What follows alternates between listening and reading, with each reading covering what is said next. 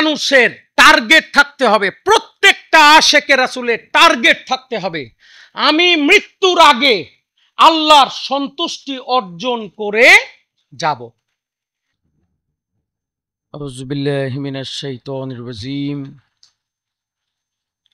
বিসমিল্লাহির রহমানির রহিম।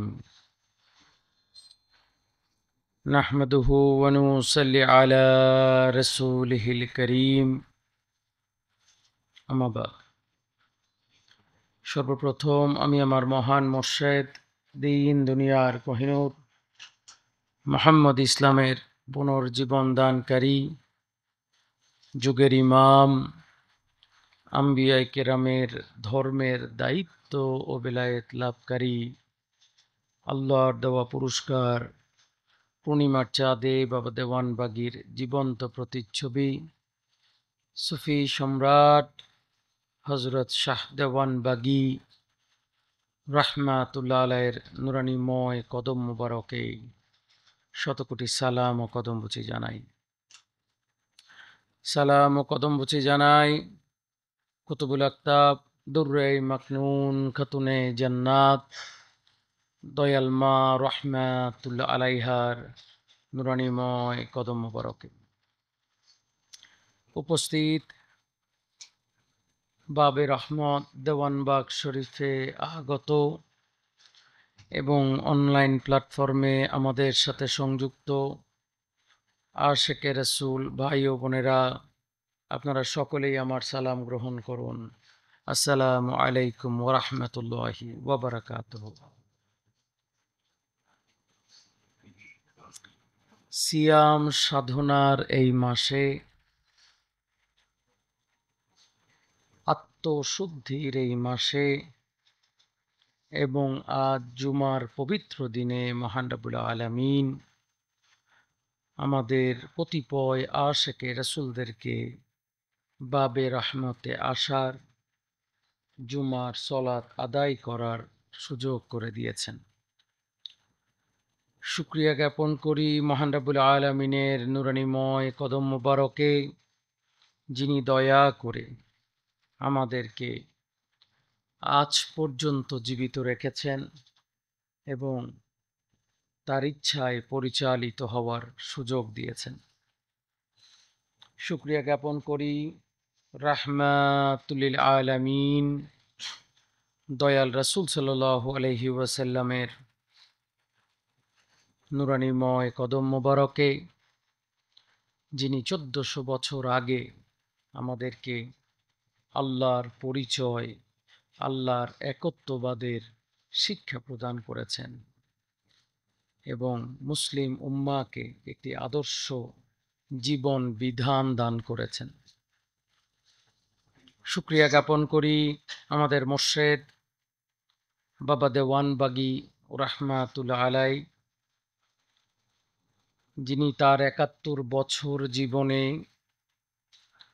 রাসূলের হারিয়ে যাওয়া মুহাম্মদী ইসলাম তথা রাসূলের আদর্শ আমাদেরকে শিক্ষা দিয়েছেন, চরিত্রবান হওয়ার শিক্ষা দিয়েছেন, মুমিন হওয়ার শিক্ষা দিয়েছেন। সময় চলে যায়, দিন চলে যায়, রাত চলে যায়, কখন যে কার সময় চলতে চলতে একদিন থেমে যাবে আমরা কেউ তা জানি না। আজও আমার কাছে, আমি জানি না আপনাদের কাছে কেমন, মনে হয় আমার ছোটবেলাটা সেই দিন না দৌড়াদৌড়ি করলাম, সেই দিন না খেলাধুলা করলাম।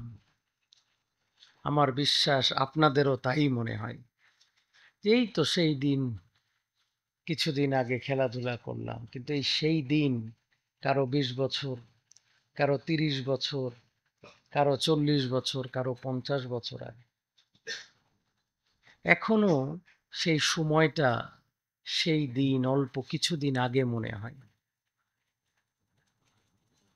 ছোটবেলায় যখন স্কুলে পড়াশোনা করি, মনে আছে কিনা, আমাদের সময় ঘন্টা ছিল, টং টং, এখন আছে কিনা, স্কুলে আছে, এখন আছে না, একটা পিতলের বা একটা বাটির মতো থাকতো, টন টন বাড়ি দিত। স্যার ক্লাসে ঢুকলে ঘড়ির এই ঘন্টা তো আর বাজে না, মানে সময় তো আর যায় না, ঘন্টা যে বাজে না, এটা যে কখন প্রতীক্ষায় থাকতাম ছুটির ঘন্টা বাজার জন্যে, ঘন্টা তো বাজে না। এর অর্থ কি?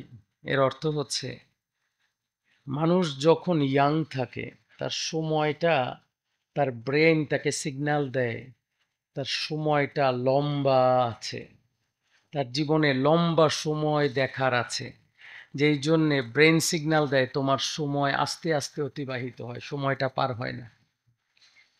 মানুষ যখন বড় হতে থাকে, তার ব্রেন তাকে সিগন্যাল দেওয়া শুরু করে তোমার সময় কমে আসতেছে, তখন তাড়াহুড়া শুরু হয়। তাড়াহুড়ার স্বভাবটা মানুষের মধ্যবয়সের পর থেকে শুরু হয়। একই কিতাব ছোটবেলায় হয়তো যাদের পড়ার অভ্যাস ছিল ভিন্ন, বাট সাধারণভাবে আমাদের গল্পের বই ছাড়া টেক্সট বুক যদি পড়তে দেওয়া হয়েছে, আমরা 1 বছরে শেষ করছি। এখন আপনাকে ওই টেক্সট বুক পড়তে দেওয়া হোক, সেম টেক্সট বুক, আপনি 1 মাসে শেষ করতে পারবেন। সেম টেক্সট বুক আপনি এখন 1 মাসে শেষ করতে পারবেন। কেন? আমার ব্রেইন আমাকে বলে এখন তাড়াহুড়ার সময়। ছোটবেলায় দৌড়াইয়া পথ পাড়ি দিতে পারছি, তখন মনে হয়েছে আস্তে আস্তে হাঁটি। এখন ওই একই পথ মনে হয় দৌড়াইয়া পার হয়ে যায়, কিন্তু এখন আর শরীর আমাকে সুযোগ দেয় না। ছোটবেলায় আমার কাছে মনে হয় আমার কাছে অফুরন্ত সময়। মানুষের দিন যত বাড়তে থাকে, তার মনের মধ্যে চিন্তা আসতে থাকে আমার সময়টা কমে আসছে।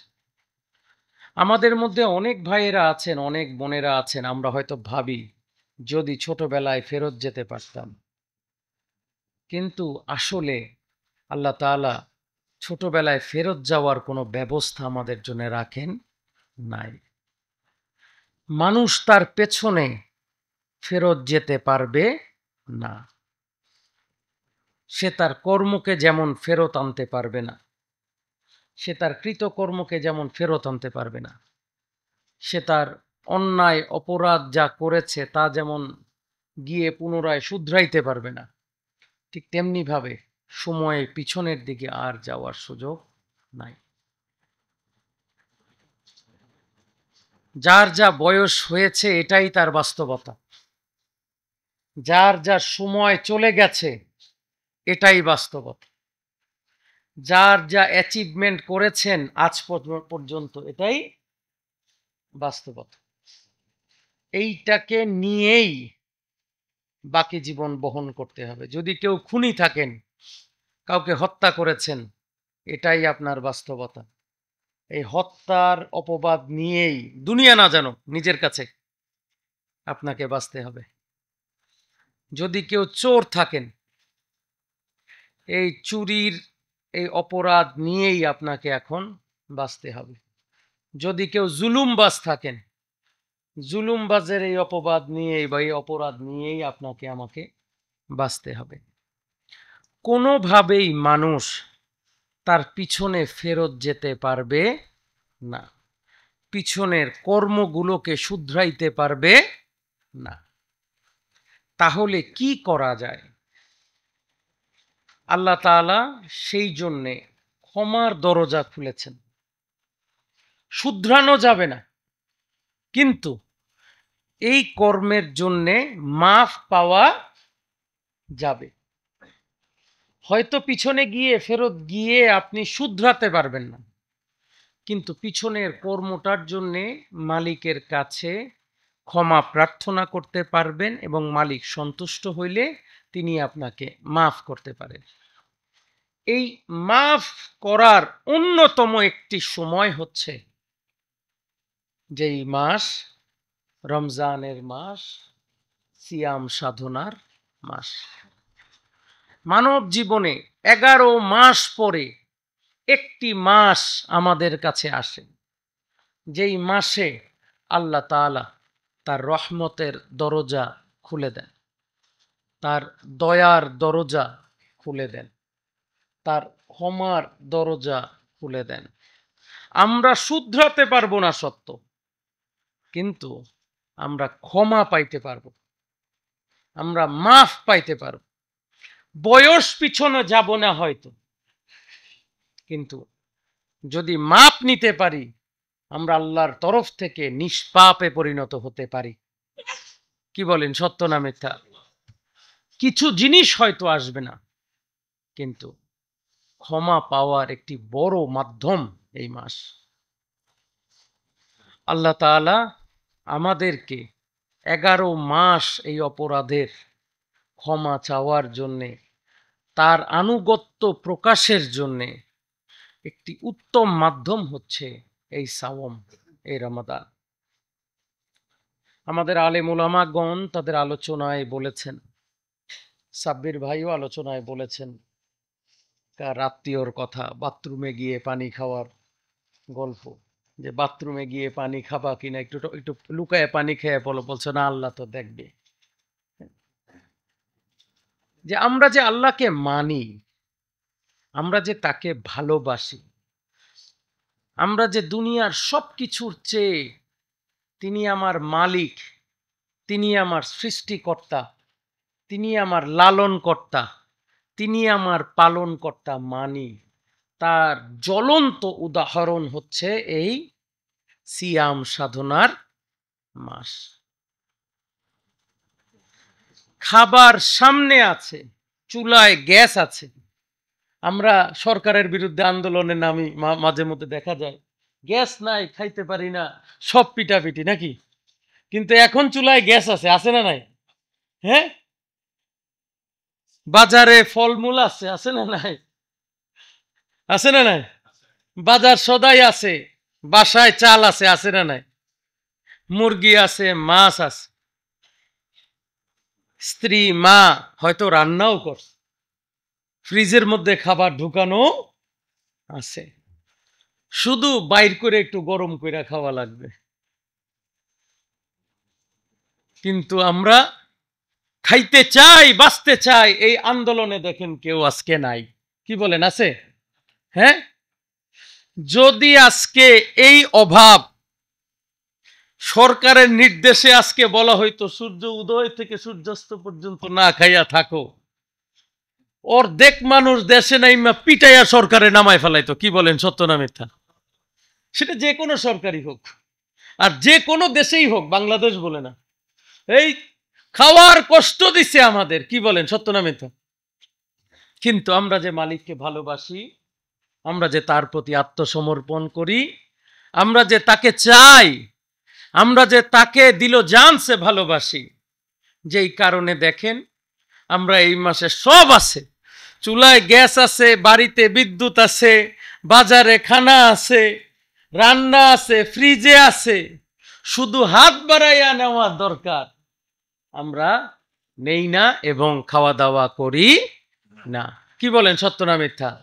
তাহলে এই মাস আমাদেরকে মালিকের আনুগত্যের একটি অনেক বড় শিক্ষা দেয়। কি বলেন, দেয় না? দেয় না? দেয় না? দেয় না? তাহলে আমরা যে আল্লাহর প্রতি এমন ভালোবাসা প্রদর্শন করছি, আল্লাহর মন কি এই মাসে আমার জন্য গলবে না? গলবে না? গলবে না? এই জন্যই তো আল্লাহ বলেছেন, রোজা আমার জন্যে এবং তার প্রতিদান আমি নিজে দেব। স্ত্রী যদি আজকে অফিস থেকে আসছেন, চাকরিজীবী ভাইয়েরা বাসায় এসে দেখেন পানি ছাড়া কিছু নাই, টেবিলের মধ্যে খানা দানা নাই, আজকে স্ত্রীর সাথে বড় একটা ঝগড়া হবে। কি বলেন, হবে না? হবে না?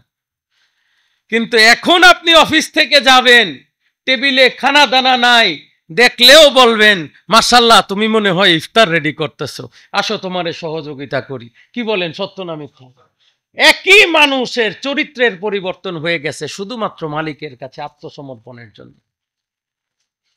এবং আশেকে রাসূলেরা, যারা আশেকে রাসূল, তাদের চরিত্র তো আরো পরিবর্তন হয়। তারা কি এইটুকু পরিবর্তিত হয়? যারা প্রকৃত আশেকে রাসূল, তারা এই মাসে নিজেকে পাপাচার থেকে মুক্ত রাখে। কি বলেন, সত্য না মিথ্যা? হ্যাঁ, আশেকে রাসূল রোজা রেখে মিথ্যা কথা বলে বলে? যারা প্রকৃত আশেকে রাসূল, যারা আল্লাহকে পেতে চায়, তারা রোজা রেখে মিথ্যা কথা বলবে না। তারা রোজা রেখে জুলুম করবে, তারা রোজা রেখে অন্যায়ভাবে দ্রব্যমূল্যের দাম বৃদ্ধি করবে না। তারা রোজা রেখে একে অপরকে অত্যাচার করবে না। কি সত্য না মিথ্যা? সাধারণ শ্রেণীর রোজাদার আর আশেকে রাসূলের রোজাদারের পার্থক্য হচ্ছে, সাধারণ শ্রেণীর রোজাদার সুবে সাদিক থেকে সূর্যাস্ত পর্যন্ত পানাহার কামাচার থেকে বিরত থাকে।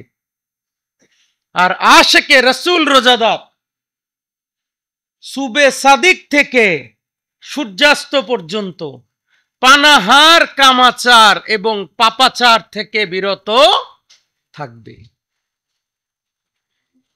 শুধু কি বিরত থাকবে?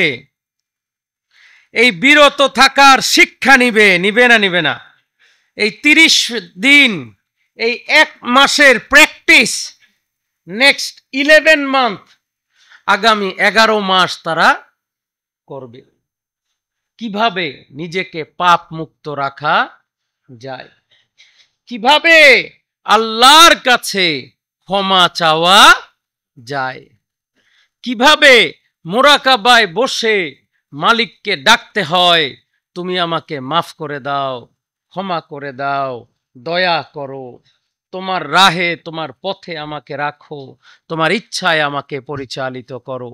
এই বিদ্যা আশেকে রাসূলেরা এই মাসে যেই বিদ্যা অর্জন করেন অথবা এই মাসে যেই প্র্যাকটিস করেন, তা আগামী 11 মাস তা পালন করবেন। যদি এইভাবে আমরা নিজেদেরকে পরিবর্তিত করার বিদ্যা অর্জন করি, তাহলেই একমাত্র আমরা পূর্ণাঙ্গ আশেকে রাসূল। বাংলাদেশে, বিদেশে, বহু অঞ্চলে বহু দরবার, বহু মাজার, বহু আল্লাহর ওয়ালির দরগা আছে। সব জায়গাতেই যারা সহি ওয়ালি আল্লাহ, চরিত্রবান হওয়ার শিক্ষা দেওয়া হয়। দেওয়ানবাগ শরীফে ওয়ালি আল্লাহ জীবিত আছেন।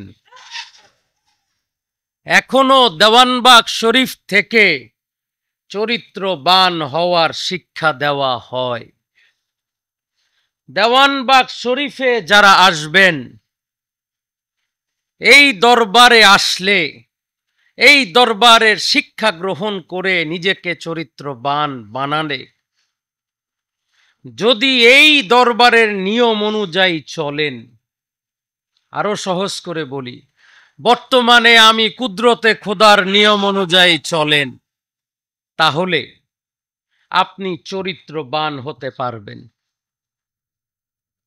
যদি চরিত্রবান হন, আপনার জন্য অন্ধকার কবর আর অন্ধকার থাকবে না, আলোকিত হবে।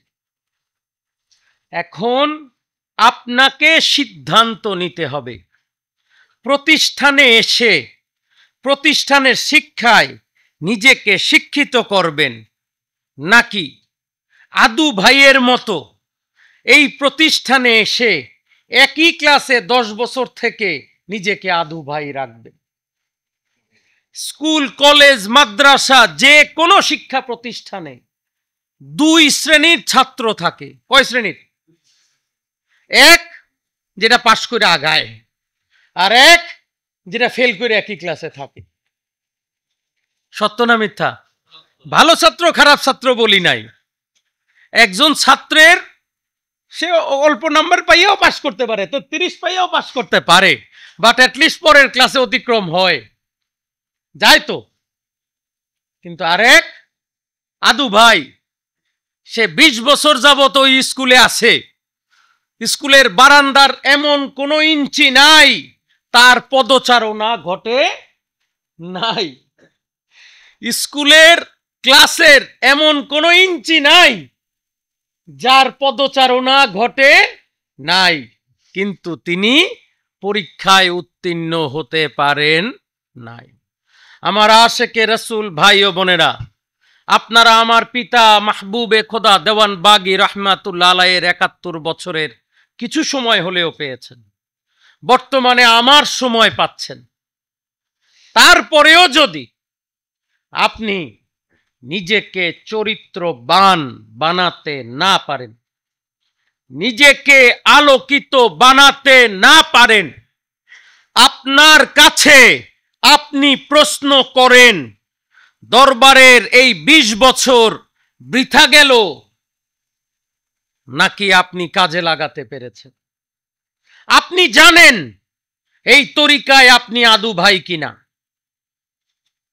আপনি জানেন এই তরিকায় আপনার চরিত্রটা কি আদু ভাইয়ের চরিত্র কিনা, নাকি প্রোগ্রেসিভ চরিত্র, সামনে আগাচ্ছেন, আপনার জানার বাকি নাই। মাশাআল্লাহ, আপনার সাথে সাথে আমিও জানি।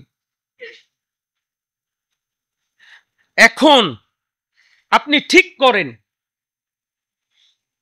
আপনি কি এই আদু ভাই হয়েই কবরে যেতে চান কিনা, নাকি নিজেকে চরিত্রবান বানিয়ে আল্লাহর সন্তুষ্টি অর্জন করে কবরে যেতে চান? যদি আল্লাহর সন্তুষ্টি অর্জন করে মালিকের খুশি নিয়ে অন্ধকার কবরে যেতে চান, তাহলে নামাজ আদায় করেন, রোজা রাখেন, সাধনা করেন, যাকাত যার উপরে ফরজ হয়েছে যাকাত দেন, যার উপরে হজ ফরজ হয়েছে হজ করেন, নিজের কৃতকর্ম যা অন্যায় অপরাধ করেছেন তা স্মরণ করেন।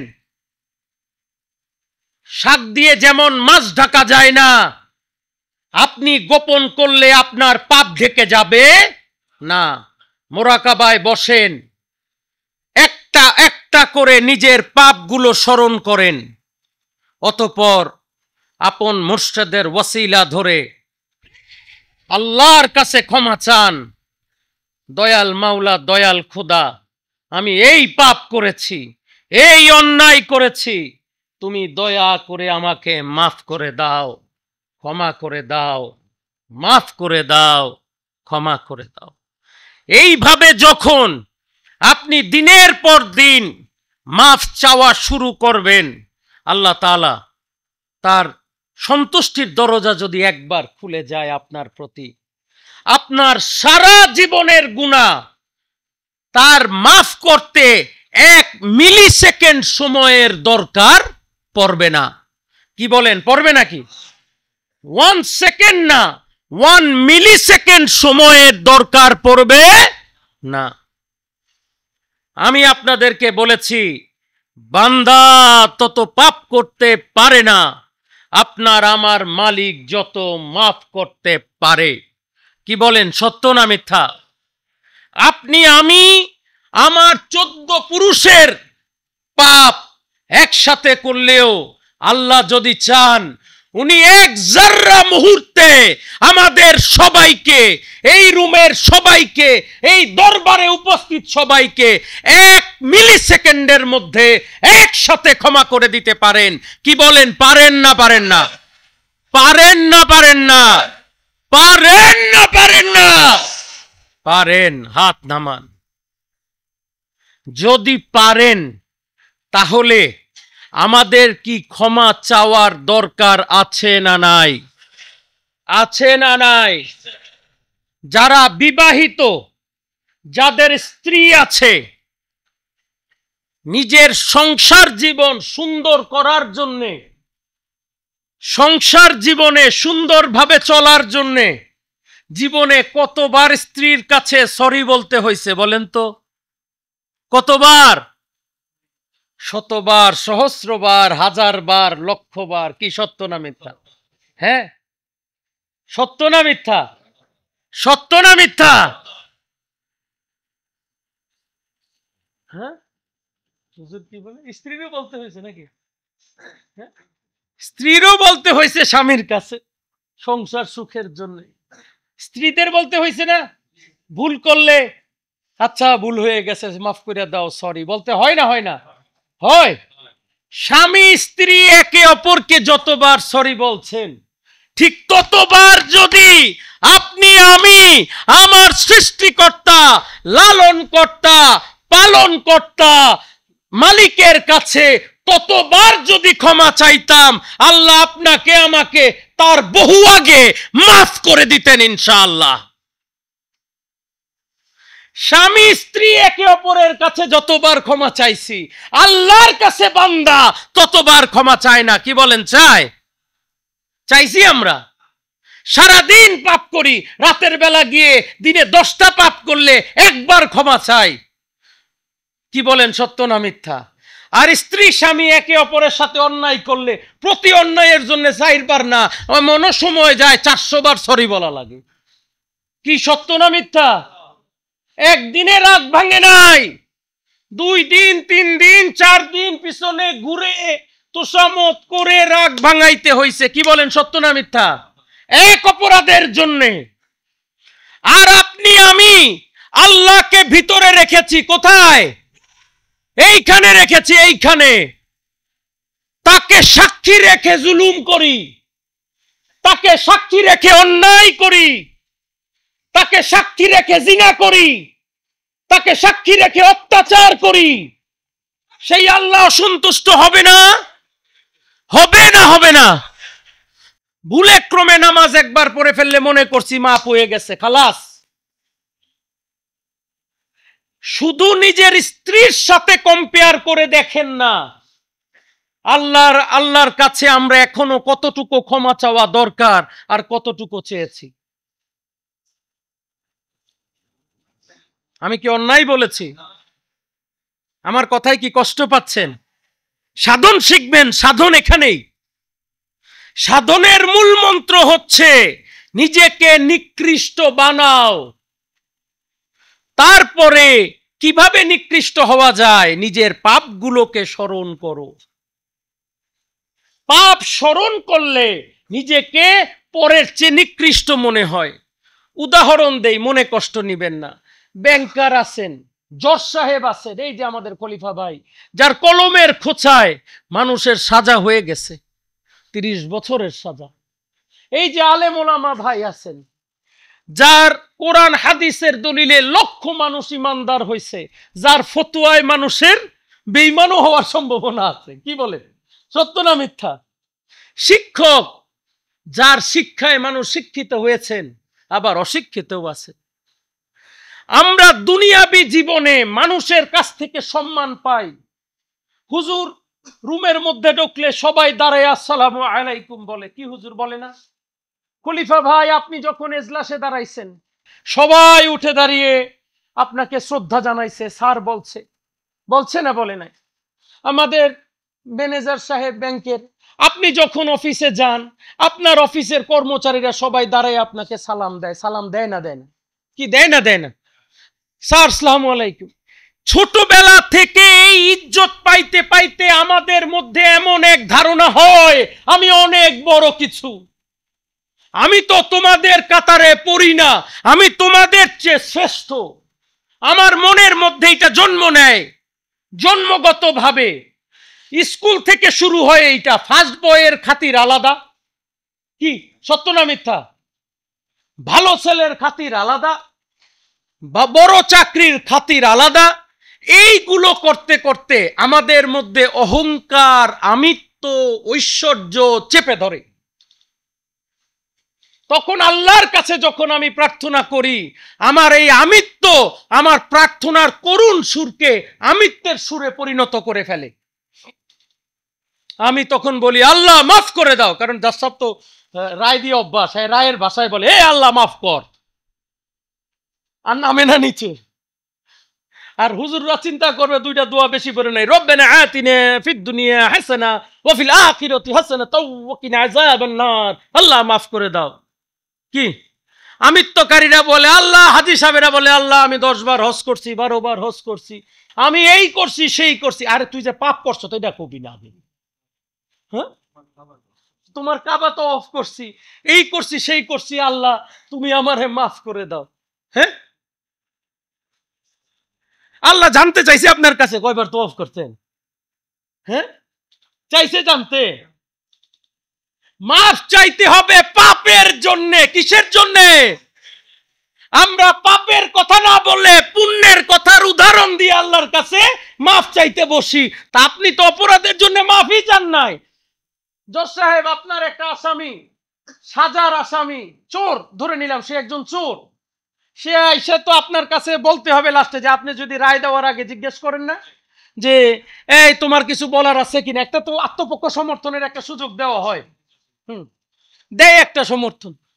চোরে যদি বলে জজ সাহেব চুরি করছি, ভুল করছি, মাফ করে দেন, অথবা ভুল হয়েছে মাফ করে দেন, মেবি ওনার মধ্যে একটা সিম্প্যাথি আসতে পারে। পারে না? পারে না? কান্দাকাটি করলে আসতে পারে মেবি।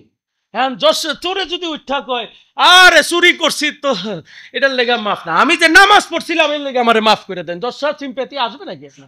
আপনার সালা চোর আবার কয় নামাজ পড়ছেন, এটার আগে তো এটা বান, সাজা আরো 2 লাইন বেশি লাগবে। কি সত্য না মিথ্যা? যে বেটা তুই যে অপরাধ করছো তুই সেইটার জন্য মাপ চাস না, তুই মাপ চাইছিস কিসের জন্য? তোর পুণ্যের ক্ষমতা দেখাইয়া। তো সাধন বুঝতে হবে। সাধন না বুঝে বোকার মতো, সাধনা না বুঝে পাগলের মতো যদি সব দৌড়ায়, গোল গোল ঘুরলেও জায়গায় মঞ্জিলে মকসুদ আল্লাহর রাস্তায় সহজ সরল পথে মানুষ পৌঁছতে পারবে না। এই জন্য ওলি আল্লাহর কাছে আসতে হয়। ওলি আল্লাহর কাছে আসলে ওলি আল্লাহ আমিত্ব বিসর্জন দেওয়ার বিদ্যা শিক্ষা দেন, কিভাবে মাপ চাইতে হয় শিক্ষা দেন। পুণ্যের না পাপের মাপ চাইতে হয়, পাপকে চিহ্নিত করতে হয়, অতঃপর ক্ষমা চাইতে হয়, তখন অন্তরটা নরম হয়ে আসে। আল্লাহর কসম, এখানে যারা বসে আছেন আজকে রাতের বেলা গিয়ে আপনার পাপগুলো স্মরণ করেন। কি কে কোথায় ছোটবেলা থেকে এই পর্যন্ত কি কি যা মনে করতে পারেন স্মরণ করেন, দেখবেন আপনার মনটা নরম হয়ে গেছে। আর আপনি যে জজ সাহেব, আপনি যে ডাক্তার, আপনি যে ইঞ্জিনিয়ার, আপনি যে প্রফেসর, এইরকম থাকবেন না। দেখবেন চুপসায়া বেলুনটার বাতাস বাইরে গেলে কেমন হয়? ফুস। আল্লাহর সামনে বান্দাকে ফুস হইতে হবে বেলুনের মতো। আমরা তার দাস না? দাস না? দাস না? তো দাস তো দাসের মতো অ্যাটিটিউড করা দরকার। বান্দার কাছে যা মনে চায় করেন, আল্লাহর কাছে তো দাসের মতো অ্যাটিটিউড করা দরকার নাকি? হ্যাঁ, আল্লাহর কাছে দাসের মতো অ্যাটিটিউড করা দরকার নাকি? না গিয়া পরেশগার বান্দা আল্লাহর কাছে গিয়া বড় টুপি জুব্বা লাগাইয়া চিৎকার পারলে কাজ হইব? কাজ হবে না। সম্মানিত আশিকে রাসূলেরা, তাই সাধন বোঝা অতীব জরুরি। না বুঝে, মূল মন্ত্র ধর্মের না বুঝে যত কিতাব পড়ি ট্র্যাক ঠিক হবে না। বাবে রহমতে আসবেন, বাবে রহমতের ঠিকানা জানা লাগবে, এবং কোন গাড়িতে চললে বাবে রহমতে গাড়ি আর সেইটাও জানা লাগবে। কি বলেন, সত্য না মিথ্যা? এখন আপনি যদি ঢাকা শহরের যে কোনো এক বাসে উঠে রওনা দিয়ে বলে না রে বাবে রহমত নিয়ে যা, বাস তো বাবে রহমতের ডেস্টিনেশন চেনে না ভাই। ওইটা ফার্মগেটও নামাইতে পারে, ওইটা চিটাগং নামাইতে পারে, ইউ নেভার নো, কক্সেস বাজার নিয়ে নামাই দিব, বাংলাদেশের সীমানা শেষ টেকনাফ। আল্লাহর গন্তব্য যিনি জানেন, এমন মহামানবের কাছে গিয়ে ওই গন্তব্যের নিয়ম অনুযায়ী চলতে হবে। নিয়ম মানতে হবে না? বাসে উঠটা সোজা হয়ে বয়ে থাকতে হইব। বাসে উঠটা যদি আপনি চিৎকার লাফালাফি শুরু করেন, ড্রাইভার আপনার দিকে তাকাইবো, তারপরে দেখবেন গাড়ি গেছে খালে। সত্য না মিথ্যা? হ্যাঁ, বাসে উঠটা যাইয়া যদি জানলা দিয়ে মাথাটা বাইর করে রাখেন, আরেক গাড়ি এসে বাড়ি দিয়ে পালাই দিতে পারে। কি সত্য না মিথ্যা? বাসে উঠে নির্দিষ্ট ভাড়া পরিশোধ করতে হবে, নয়তো হেল্পার একটা লাত্তি দিয়ে বাসের থেকে নামাই দিতে পারে। So you need to maintain discipline. আল্লাহর ওলির কাছে এসেও বাসে যেমন ডিসিপ্লিন আছে, ওলির কাছে এসেও ডিসিপ্লিন মানতে হবে, তার কথা শুনতে হবে, ওই পথে চলতে হবে, চরিত্রবান হওয়ার রাস্তা খুঁজতে হবে। খুঁজতে খুঁজতে খুঁজতে খুঁজতে খুঁজতে খুঁজতে দেখবেন এক সময় আপনি চরিত্রবান হয়ে গেছেন। এখনকার সমস্যা মানুষের তরিকতে, বিশেষ করে যুগটা তো অনেক মডার্ন হয়ে গেছে। আগে যদি বিদেশে থাকছে, মাকে একটা চিঠি লেখছে, মার কাছে চিঠি পৌঁছাইছে, চিঠি পৌঁছাইছে 1 মাস পরে বা 15 দিন পরে, তখন আল্লাহরে ডাকছে বেশি, আল্লাহ আমার মারে ভালো করে দাও। আমার মার একটা অসুস্থতার খবর পাইলে রাতভর নামাজের বিছানায় মানুষ কাঁদছে, আল্লাহ মারে ভালো করে দাও বা স্ত্রীরে ভালো করে দাও। মনে আছে? আর এখন তো মোবাইলের যুগ, 5 মিনিট পরে বলতে পারে পেটে ব্যথা কমে গেছে নাকি, ব্যথা কমে গেছে, আর টাকা লাগবে না, থাক। সত্য না মিথ্যা? এইবার আসছে কি মোবাইল না ভিডিও কলের যুগ, কয় কোথায় ব্যথা স্পেসিফাই করো, ডাক্তারও এখন টেলিমেডিসিন নাকি। সো যুগ যত আধুনিক হবে মানুষ আল্লাহর থেকে ভরসাটা তত কমতে থাকবে। আরো মডার্নাইজ যখন হবে মানুষ আল্লাহর ভরসাটাকে আরো কমাবে। আপনার আমার বাচ্চারা এতটা বিশ্বাস করবে না আপনি আমি যতটা করব। প্রত্যেকটা মানুষের টার্গেট থাকতে হবে, প্রত্যেকটা আশেকে রাসূলের টার্গেট থাকতে হবে, আমি মৃত্যুর আগে আল্লাহর সন্তুষ্টি অর্জন করে যাব। আমি আপনাকে যে বিদ্যা শিক্ষা দিয়েছি মনে রাখেন, সেই কথা বারবার স্মরণ করবেন। বান্দা তত পাপ করতে পারে না আপনার আমার মালিক যত মাফ করতে পারে। মনে থাকবে তো? যার যেই বয়স হোক এখন থেকে তওবা পড়া শুরু করেন, এখন থেকে ক্ষমা চাওয়া শুরু করেন, এখন থেকে দয়া চাওয়া শুরু করেন। আল্লাহ তুমি মাফ করে দাও। যিনি আসমান সৃষ্টি করতে পারেন, যিনি জমিন সৃষ্টি করতে পারেন, যিনি মৃতকে জীবিত করতে পারেন, যিনি জীবিতকে মৃত করতে পারেন, তিনি আপনার আমাকে মাফ করতে পারে না পারে না? পারে না পারে না? পারে, পারে, পারে। আমি ওই মালিককে দেখেছি যিনি দয়ার দরজা খুলে খোঁজে, কোথায় আমার বান্দারা, একবার ক্ষমা চাও আমি তোমাদেরকে মাফ করে দিব। কোথায় আছো পাপীরা, একবার তোমার পাপের কর্মের জন্য বলো মাওলা গো আমি মাফ চাই, আমার জীবনের বেয়াদবিগুলো তুমি মাফ করে দাও, আমার গুনাহগুলোকে তুমি মাফ করে দাও। আল্লাহ মাফ করে দিবে। সম্মানিত আশেকে রাসূলেরা, এই মাফ চাওয়ার উপযুক্ত সময় হচ্ছে এখন। সবাই সবার জায়গা থেকে সবার সময়টাকে কাজে লাগান, মাফ চান, যাতে আল্লাহ দয়া করে আপনাকে আমাকে মাফ করে দেয়।